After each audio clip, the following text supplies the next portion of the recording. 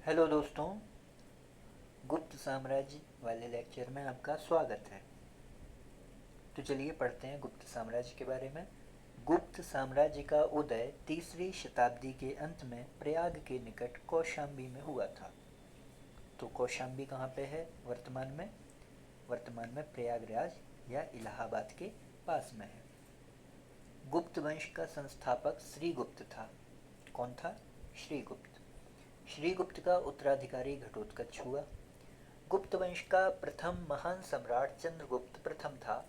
यह 320 ईस्वी में गद्दी पर बैठा। तो ये 320 ईस्वी आपके लिए इम्पोर्टेंट है। इसने लिच्छवी राजकुमारी कुमार देवी से विवाह किया। तो कुमार देवी कौन सी राजकुमारी थी? लिच्छवी राजकुमारी थी। इसने महाराजा धीराज की उपाधि धारण की। गुप्त संवत की शुरुआत चंद्रगुप्त प्रथम ने की। तो गुप्त संवत की शुरुआत कब हो रही है? 319 ईस्वी में हो रही है। चंद्रगुप्त प्रथम का उत्तराधिकारी समुद्रगुप्त हुआ, जो 335 ईस्वी में राजगद्दी पर बैठा। इसने आर्यावर्त के 9 शासकों और दक्षिणावर्त के 12 शासकों को पराजित किया। इन्हीं विजयों के कारण इसे भारत का नेपोलियन कहा जाता है, और विलियम जोन्स ने इसको भारत का नेपोलियन कहा था। समुद्रगुप्त का दरबारी कवि हरिशेन था, जिसने इलाहाबाद प्रशस्ति लेख की रचना की। समुद्रगुप्त विष्णु का उपासक था। समुद्रगुप्त ने अश्वमेधकर्ता की उपाधि धारण की। तो ये इंपॉर्टेंट उपाधि है इसके बारे में। बाकी सारी उपाधियों के बारे में आप जानते हैं। अश्वमेधकर्ता की उपाधि विशेष तौर पे समुद्रगुप्त से जुड़ी हुई है। समुद्रगुप्त संगीत प्रेमी था। ऐसा अनुमान उसके सिक्कों पर उसे बीड़ा वादन करते हुए दिखाए जाने से लगाया गया है। समुद्रगुप्त ने विक्रमांक की उपाधि धारण की थी। इसे कविराज भी कहा जाता था। तो इसकी कई सारी उपाधियां हम लोगों ने देखी। एक अश्वमेधकर्ता देखी, एक विक्रमांक देखी, और एक कविराज देखी।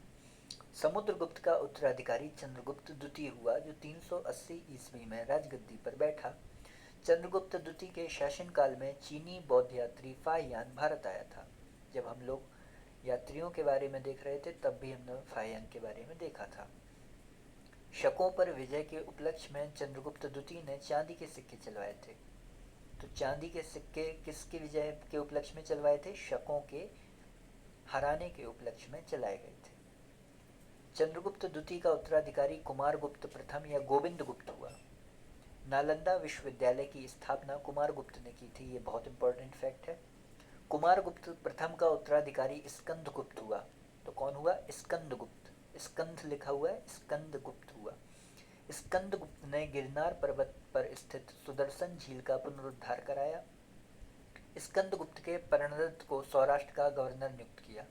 तो पर्णदत्त उस समय सौराष्ट्र का गवर्नर था, जब इसने गिरनार पर्वत पर स्थित सुदर्शन झील का पुनरुद्धार करवाया था। स्कंदगुप्त के शासनकाल में ही हूणों का आक्रमण शुरू हो गया। तो हूणों का आक्रमण किसके समय में हुआ था? ये बहुत इंपॉर्टेंट फैक्ट है गुप्त काल से संबंधित। तो स्कंदगुप्त के समय में हुआ था। अंतिम गुप्त शासक भानुगुप्त था। ये इनका नाम भी आपको याद रखना है। गुप्त साम्राज्य की सबसे बड़ी प्रादेशिक इकाई देश थी, जिसके शासक को गुप्ता कहा जाता था। यानी देश के शासक को क्या कहा जाता था? गुप्ता। एक दूसरी प्रादेशिक इकाई भुक्ति थी। भुक्ति नहीं, भुक्ति, जिसके शासक उपरिक कहलाते थे। भुक्ति के नीचे विषय नामक प्रशासनिक इकाई होती थी, जिसके प्रमुख विषयपति कहलाते थे। पुलिस विभाग का मुख्य अधिकारी दंडपाशिक कहलाता था। पुलिस विभाग के साधारण कर्मचारियों को चाट एवं भाट कहा जाता था।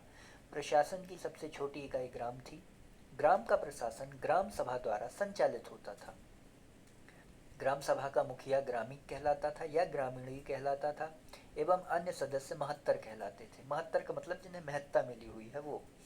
ग्राम समूहों की छोटी इकाई को पेट कहा जाता था। क्या कहा जाता था? पेट। गुप्त शासक कुमार गुप्त के दामोदर पुर ताम्रपत्र में भूमि बिक्री संबंधी अधिकारियों के क्रियाकलापों का उल्लेख है। ये भी आपके लिए इम्पोर्टेंट है। भू राजस्व का कितना भाग लेते थे? 1/4 भाग से 1/6 भाग भू राजस्व के रूप में लेते थे। आर्थिक उपयोगिता के आधार पर निम्न प्रकार की भूमि होती थी: क्षेत्र, कृषि करने योग्य भूमि; वास्तु, वास करने योग्य भूमि; चरागाह भूमि, पशुओं की चारा योग्य भूमि थी; खिल्य, ऐसी भूमि जो जोतने योग्य नहीं होती थी। ये सबसे ज़्यादा इम्पोर्टेंट फैक्ट है, जिसमें जिसमें आप कंफ्यूज हो सकते हो। जैसे ही आप खिल्ली देखोगे आपको लगेगा कि ये तो खिलने वाली भूमि होगी, ये खिलने वाली भूमि नहीं है। ऐसी भूमि जो जोतने योग्य नहीं होती थी उसको खिल्ली भूमि कहते थे। अपरहत, ऐसी भूमि जो जंगली भूमि होती थी उसको अपरहत भूमि कहते थे। तो ये दोनों भूमि के प्रकार आपके लिए इम्पोर्टेंट है। सिंचाई के लिए रहट या घटी यंत्र का प्रयोग होता था। 2016 का यूपीएससी का ऐसा ही क्वेश्चन था। श्रेणी के प्रधान को ज्येष्ठक कहा जाता था। तो जो श्रेणियाँ होती थी, व्यापारिक समूह होते थे, उनको उनके जो प्रधान होते थे उसको ज्येष्ठक, एक शब्द है ज्येष्ठक, इसी का अच्छा वर्जन है ज्येष्ठक। गुप्त काल में उज्जैन सर्वाधिक महत्वपूर्ण व्यापारिक केंद्र था। गुप्त राजाओं ने सर्वाधिक स्वर्ण मुद्राएं जारी की। इनकी स्वर्ण मुद्राओं को अभिलेखों में दीनार कहा गया है। तो इनकी स्वर्ण मुद्राओं को क्या कहा जाता था? दीनार कहा जाता था। सर्वाधिक स्वर्ण मुद्राएं जारी की हैं, लेकिन सबसे शुद्ध स्वर्ण मुद्राएं जारी करने का श्रेय किसको है? कुषाणों को है। कायस्थों का सर्वप्रथम वर्णन याज्ञवल्क्य स्मृति में मिलता है। जाति के रूप में कायस्थों का सर्वप्रथम वर्णन ओशनस है, ये ओशनम नहीं है, ओशनस है, ओशनस स्मृति में मिलता है। बिंद जंगल में शबर जाति के लोग अपने देवताओं पर मांस चढ़ाते थे।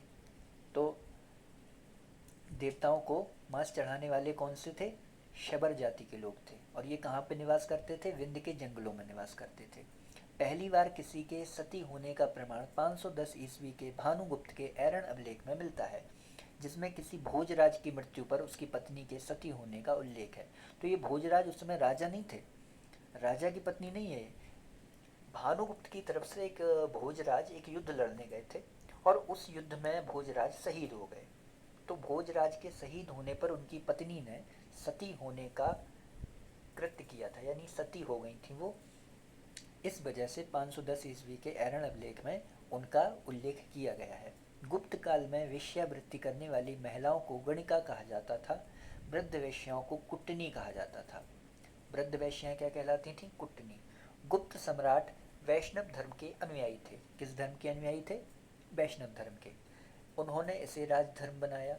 विष्णु का वाहन गरुण गुप्तों का राज्य चिन्ह था। तो गरुण गुप्तों का राज्य चिन्ह है।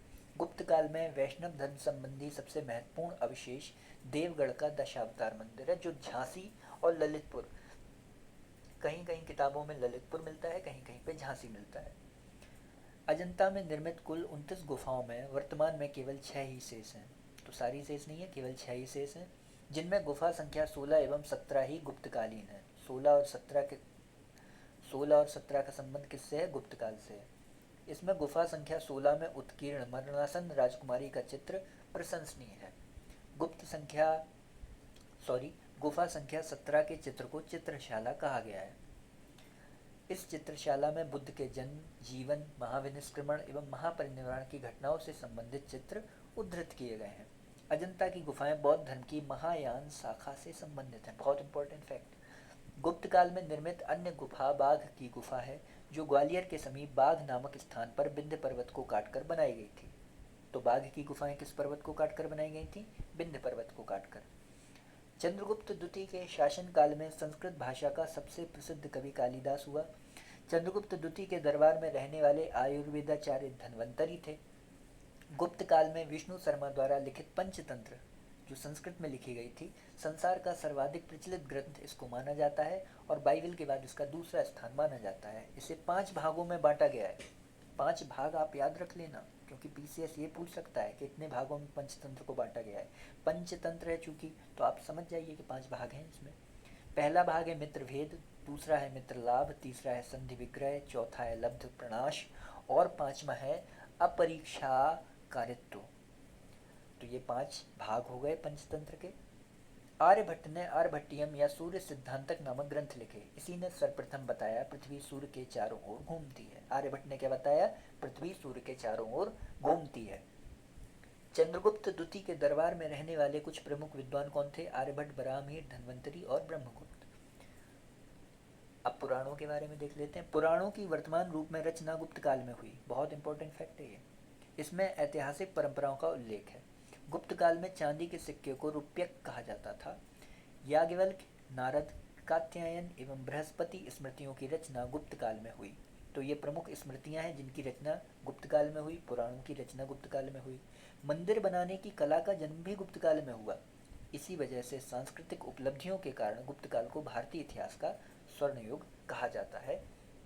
इस तरीके से दोस्तों हमारा गुप्त काल ख़त्म हुआ।